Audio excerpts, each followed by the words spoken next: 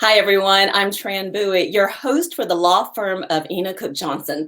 Thank you so much for watching. So, let me start by telling you about Ina. She graduated from UC Berkeley and Emory Law School. Her firm has specialized in adoption law for more than 20 years. She's also an adoptive mom and has been married for 22 years. So, she joins us now. Good morning. Let's see where you are. There you are. Good Or morning. So we're going to talk about your business, but first I want to ask you, how are you doing? How are you and your family right now holding up?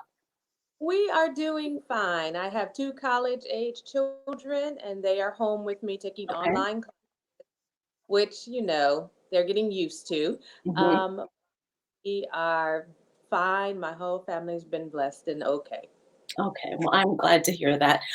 So, what is not in your bio is how you've impacted and made a difference in so many people's lives, how you're bringing families together, and quite honestly, how you're making dreams come true. So, let's talk about the adoptions. Pretty much, are all your cases on hold right now? No, we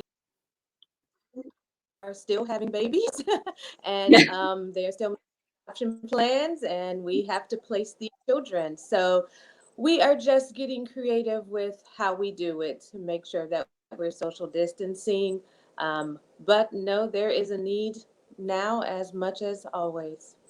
So, are you pretty much working at home? You're not leaving at all?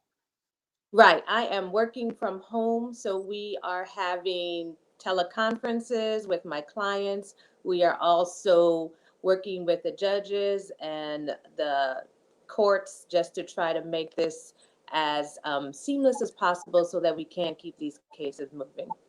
So, for the people who are looking to adopt in the future, what do you say? Do you have advice for them? Should they put it on hold or just go forward and try to contact you?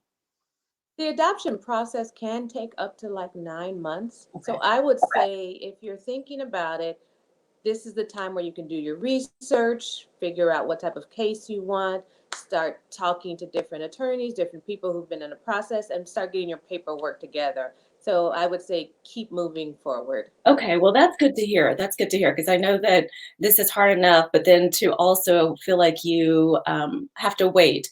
So let's move into immigration. I think it was, it probably pretty challenging before, and now with the travel restrictions, how has that affected you? So, as far as immigrations with adoptions, if someone is leaving the country in hopes of picking up a child in a different country, that has been halted because of the restrictions in both countries going both ways.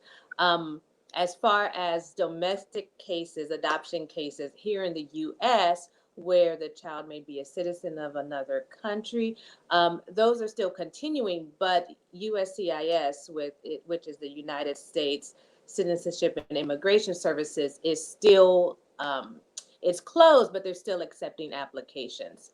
Okay. So we're telling people just to keep to make sure that they are cognizant of those deadlines because those are still in effect at this point. So let's talk about the personal part of that. I mean, there are children who are in these orphanages, and parents who've been here waiting to, bring them home. What is happening right now in the orphanages? They're just continuing on as they have. So in different countries, if a child's in an orphanage, they're trying their best to take care of them with this crisis going on. And domestically, it's the same. We have group homes of children in foster care, usually older children, and they're trying their best. It is getting challenging if we have a child who is testing positive or has symptoms, and we're trying to figure out where do we put this child and who can take care of them.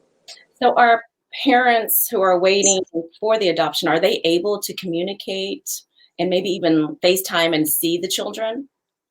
That depends on the orphanage and the country and their laws and regulations. So um, I'm sure that it has severely been restricted during this time, though. Okay. And I know that you do a lot of work also with the foster care system. What is that situation right now? It is strained. So juvenile courts are still open, but in a very limited capacity. So only for emergency hearings.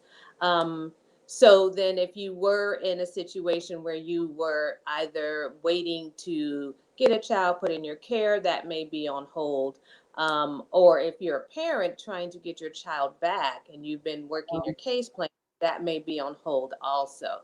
Um, so we are trying to work with the system, but we do have to do it within our restrictions that we have right now. I think one of the most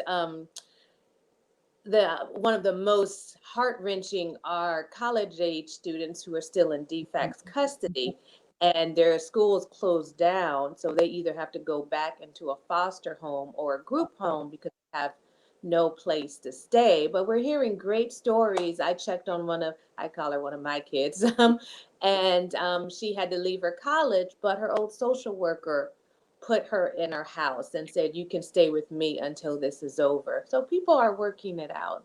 Okay, so, yeah, I was wondering about that. Is the staff pretty full right now, so they're able to work with the families during this time? They are trying their best, but as always, it's a strained system and we lack resources. We're doing our best with the limited resources we have. So what can we do to help? I feel like because of the quarantine and just fears of what's going on right now, people feel kind of helpless. Is there something we can do to help you?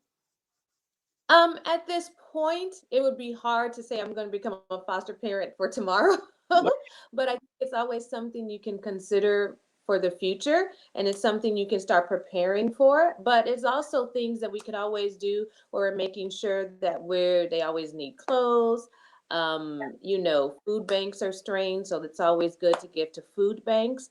And just in the future, think how you can help. If you have a business, maybe think of hiring a foster child who's a teenager or a little older to work in your business, be a big sister. We used to do things like during prom, we would do their hair for free or give them ball gowns, things that we don't think that much about it, but can mean the world to a child. Oh, that is a great idea. I never even thought about that. I always, we don't mean to, but we think someone else is already taking care of that. Right, right. But no, it's us. So, All right. Well, we're going to put that call out for help, especially now, and just so they don't feel so alone and abandoned during this time. well, good. Thank you. I appreciate it. All right. So we do know that Ina is still working right now. So if you have any questions, feel free to comment below and give her a contact. Thank you so much. I really enjoyed just learning more about you and what you do and the far-reaching services that you offer to help create family. I really appreciate it. You be safe out there, okay? Have a good day. Okay, bye. Thank you for watching.